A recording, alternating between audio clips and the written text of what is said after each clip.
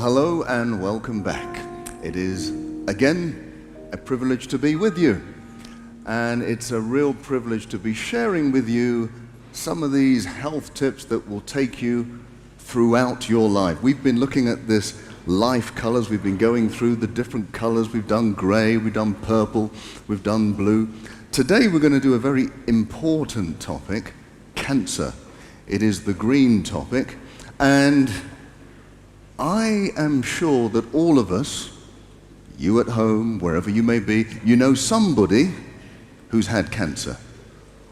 But I want to take you back to the 1970s, and the Premier of China was dying from liver cancer.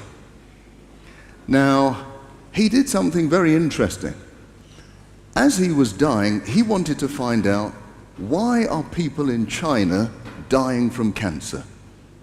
Very good. On your deathbed, you want to find out how can he help the rest of his nation. So what he did a survey right the way throughout China. And you know, one of the great things about having a totalitarian system, everybody had to answer the questionnaire. No one was allowed to say no. So they went throughout the whole of China. This is the largest study that's ever been done on human beings about health. It's so big that it took over 880 million people were involved. The study was so large that over 650,000 researchers were used. I mean, if you had a study that just had 650,000 subjects, that would be big. But this was the number of researchers. And what did they find out? They discovered that when you go throughout China, there are different rates of cancer in adjacent places. Some places had incredibly high rates of cancer like we have in the West, in America, in Europe, like 1 in 3, 1 in 2. But right next door, people had very low rates of cancer, almost no rates of cancer. 1 in 100,000, 1 in 200,000. And they scratched their heads and they said, well, what is going on? They did more experiments, more tests, and they discovered something. The richest parts of China had the highest rates of cancer. The poorest parts of China had the lowest rates of cancer. They couldn't understand that. They kept doing research work and they came up with some conclusions. Now, this is the China study. You may have heard of it. As I say, the biggest study ever done on human health. And what they discovered, the take-home message was, the more animal fat, the more protein from animals, the greater the risk of cancer. Now, here's something that may surprise you, especially cow's milk. I'll just let that sink in.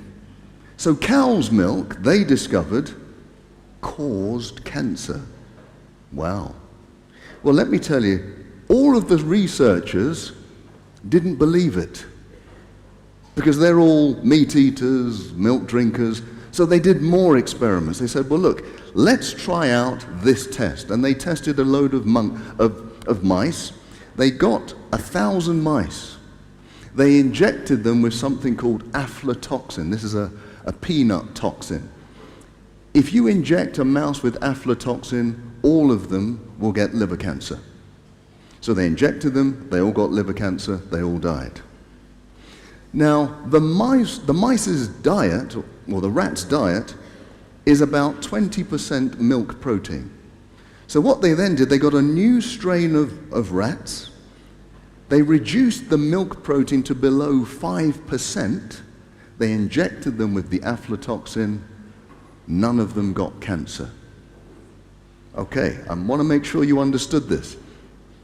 They inject them with something that will definitely cause cancer. They lower the amount of milk protein in their diet. None of them got cancer. So it verified that something in milk, and they discovered it was casein, the protein in milk, literally promotes cancer. Now, let's go back to some basic. What is cancer? I wonder if anybody can guess how many cells we have in the human body, roughly. Shout out a figure. How many cells do you think we have in the human body? 2? Did somebody say 2? No. A few billion? A bit higher. We have, on average, 50 trillion cells. 50 trillion cells. Each cell has a copy of our DNA. In fact, each of those 50 trillion cells, if you unwind the DNA, it's about 2 meters long. Each of those strands of DNA have about 50,000 genes on them. So think about it. You have 50 trillion cells, each with 50,000 genes. If one of those genes goes wrong, and it's highly likely, right, with that high number, if one of them goes wrong, you can get uncontrolled growth, and that is what cancer is. That cell will continue to divide and divide and divide until you get a lump, and then it becomes a cancer. That's exactly what cancer is. Here's something that may shock you. All of us have cancer. Everybody listening at home, everybody in here, we all have cancerous cells in our body. Now, the reason why we don't have the disease is because our immune system is so well put together that it will discover any emergent cancer and destroy it very quickly. That's the beauty of having a fantastic immune system. That's why we have to protect it. Okay, I think of it like this. Cancer is just one battle lost after millions of battles won. Every single day you are fighting cancer, but your immune system destroys it and takes it away. Right, I like to think of cancer as a weed growing in the garden. You don't want it there, but how do you get rid of it? One of the best ways to get rid of it is to stop it from feeding, to starve the cancer. Now, how do you starve cancer? Well, what does cancer like to feed on? Anybody know? I hear the word sugar. You're absolutely right. Sister Finley was telling us about all the junk food, all of that junk food which is rapidly high in sugar, loads of refined sugar, that just feeds cancer each and every day. If we eliminate the refined sugars, you can eliminate some of the causes, some of the triggers for cancer. What else does it like to feed on? Look at this. Animal fat. We said that in the beginning. This is a part of the study, the China study. When you look at the graph, this is a huge study because it takes in populations. And on the x-axis, you can see that as the animal fat increases, on the y-axis, the rate of breast cancer increases too. So you can see that correlation line. Right at the top in the corner, you've got New Zealand, heavy meat eaters, heavy loads of animal fat. Right down at the bottom, you've got Thailand, El Salvador, very little animal fat intake, very low rates of breast cancer. So it's related. The more animal fat you have in your body, the higher your risks of breast cancer, and I can guarantee it's for similar cancers too. Colon cancer, here's another graph, looks almost exactly the same. The more meat protein you consume, the greater the risk of colon cancer. And if you haven't been watching, most universities are coming out with studies now that the more red meat you eat, you increase your risk of bowel cancer. In fact, in Great Britain a few years ago, they did a study that showed just 30 grams of red meat per week. I don't know, I think that's about 2 rashers of bacon. Most people eat more than that. 30 grams of red meat per week increases your risk of bowel cancer by 60%. So some people say, well, I'll just reduce my amount of red meat. Okay, but if you know something causes cancer, why don't you just get rid of it completely? You know, if you told me that beans caused cancer, I wouldn't just say, I'll reduce them, I would eliminate them. They don't. They do exactly the opposite. Beans actually help us eliminate cancer from our system. Look at this map of the world, breast cancer. Now when you see this map, the red areas have the highest rates of cancer. Then you go down to the orange, then to the yellow, then to the pale green, and then to the dark green. So the dark green has very low levels of breast cancer. Now, what do you notice about this graph? Or map of the world? The wealthiest countries in the world have the highest rates of breast cancer. You know, there are people in all countries all over the world trying to get to these wealthy countries, not realizing that when you get there, your rate of breast cancer goes straight up. That's right. It doesn't matter. It's not genetic. If you go from Africa or India, which has low rates of breast cancer, and you place yourself in London or Washington, your rate and chance of breast cancer goes straight up. It's not genetic. It's all about lifestyle. And if you see what we eat in the West, you'll know exactly why. Here's a question for you. Is this natural? Is this natural? No, it's not natural. You see, cow's milk was designed to make a little calf into a big cow. It's got all the proteins and hormones necessary. If we were really supposed to drink milk, we probably should be drinking milk from our mother's breast into adulthood. None of us are doing that. However, if you go to a certain place in London, it's called Covent Garden, you can buy some ice cream from a lady who makes it from her breast milk. Anybody volunteering to try that? No. No, we wouldn't even think about it. That's a little bit off, isn't it? But it doesn't make sense to me that we would say that's a little bit disgusting, but we'll take it from another animal, from a different species. There's no animal in the wild that drinks milk into adulthood. There's no other animal in the world that drinks the milk from another animal. Only we do that. And we're the ones who are suffering from cancer and diabetes, and we wonder why. I don't know if you've ever heard of this lady, Angelina Jolie. She's a famous movie star. Well, she went to her doctor, and her doctor says, you have the gene for breast cancer. Some people who have breast cancer have the gene for it. We're at about 5 to 10% of people who have breast cancer. So her doctor told her this, and so she said, look, I don't want to get breast cancer, so what I'm going to do is have a mastectomy. I'm going to remove my breast before the cancer comes. I guess you can understand that. But what her doctor didn't know, and this is what I would have told her, is look, there have been studies done for years about breast cancer and the gene for breast cancer. And look at this. It says that women who have the defective gene for breast cancer, if they were born before 1940, their risk of breast cancer by the age of 50 is 24%. If they were born after 1940, it goes up to 67%. Why should that be? Any ideas? Do you know at home? Look, the most important thing, what is that date, 1940, by the way? What was going on then? The Second World War.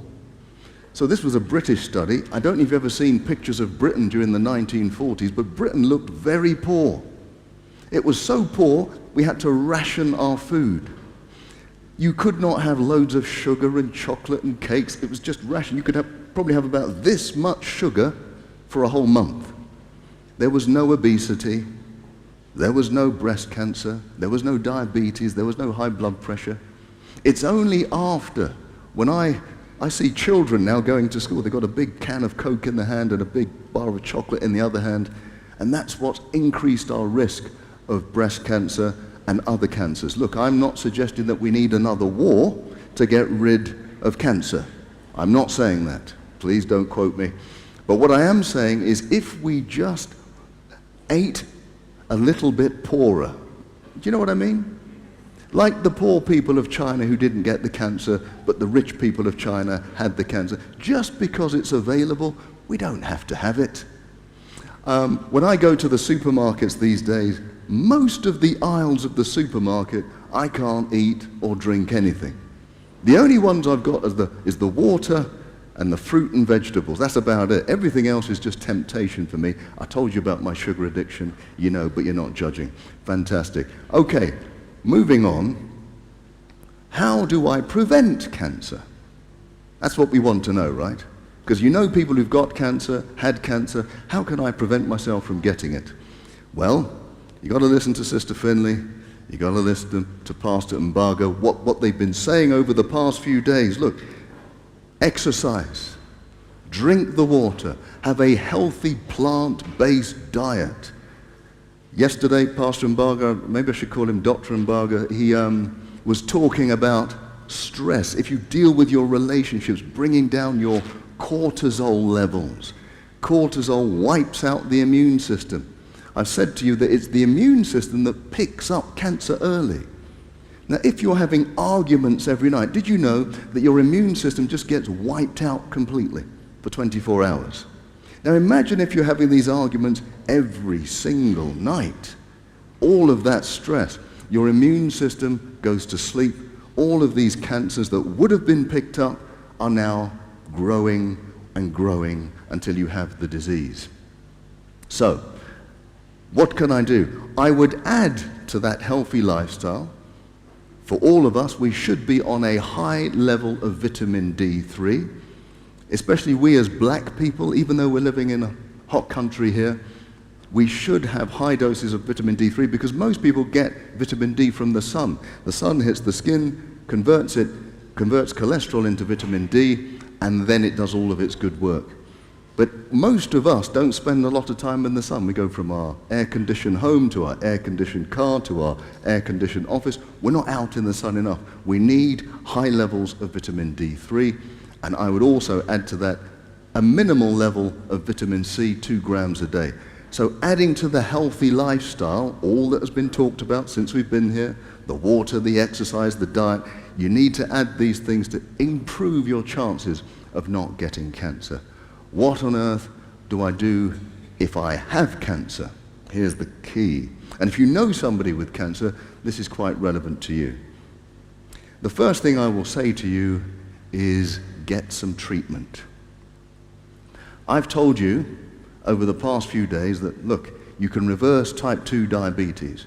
You can reverse high blood pressure, heart disease. I'll tell you later that you can reverse arthritis and many diseases by following simple steps. With cancer, yes, you'll need lifestyle treatment, but you will need hospital treatment too, right? You will need to see a professional. If you have a tumor, it will need to be removed.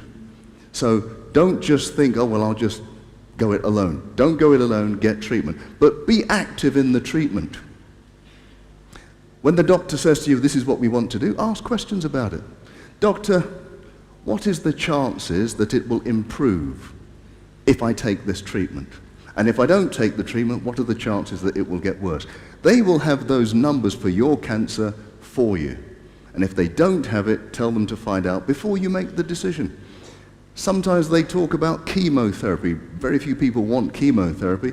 Well, always ask them, is it possible to have immunotherapy? Always ask that question. Immunotherapy has been developed over the last 10 years, and what it does, it uses your own immune system to target the cancer. It has very few, if any, side effects because it's using your own elements. So think about it. Don't just accept everything. Absolutely be questioning. Now people say, but what about prayer and going the natural way?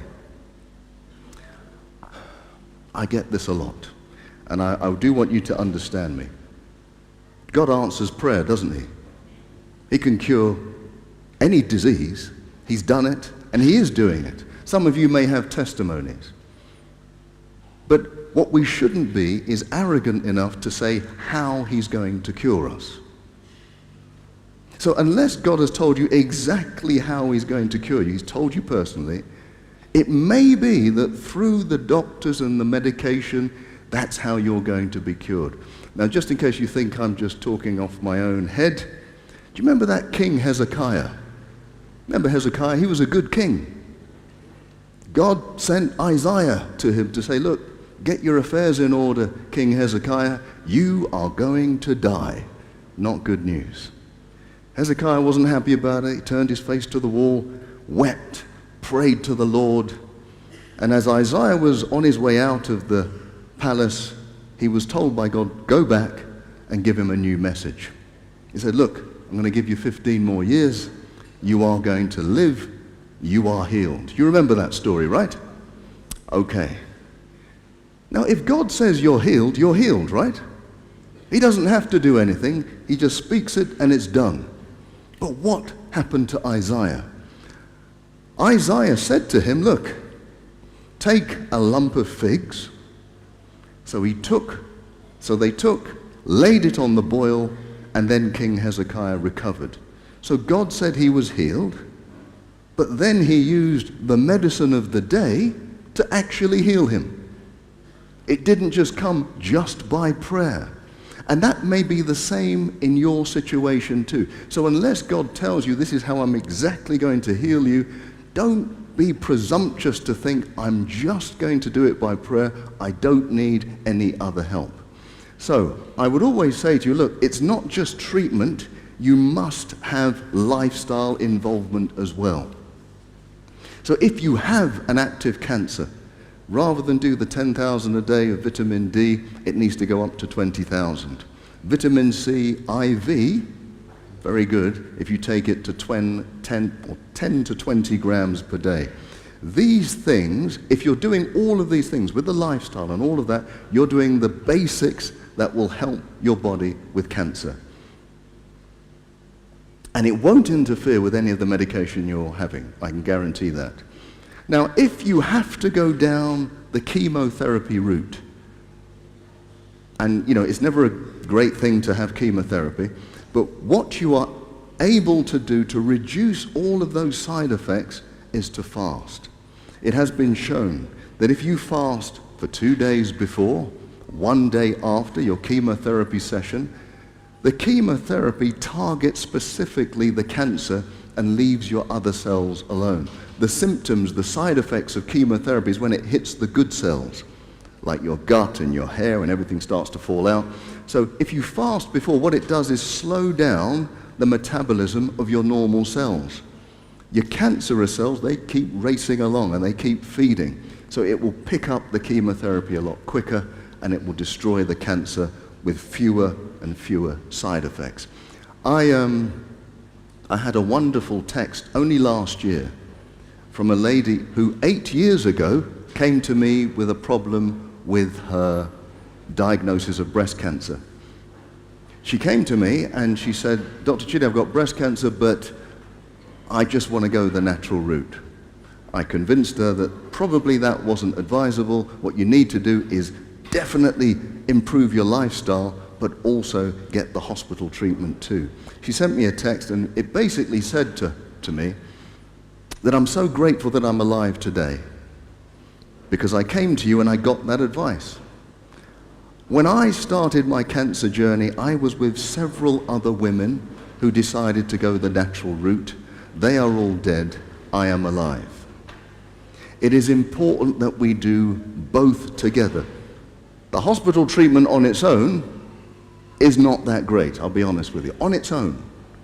But hospital treatment plus lifestyle adjustment can allow you to really have the best possible chance of conquering cancer. And lastly, what we have to talk about is what we've been talking about throughout the week.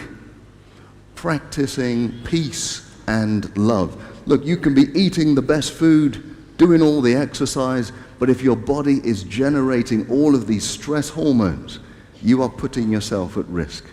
We're going to have to learn to love. We're going to have to learn to forgive. We're going to have to learn to live and be in peace. If you're able to do all of those things, you are dramatically increasing your chances of survival of cancer and preventing cancer coming in the first place. What I want to do is just pray for you as I end. Father in heaven, we're so grateful that you have the gift of healing. Father, everything we do, everything we have is yours. But Lord, there are people today suffering and worried about cancer. We're asking for your divine healing hand to be upon them today. May the words of your healing go out to all those family members, colleagues that may need your help today. Lord, we ask this in the name of Jesus. Amen.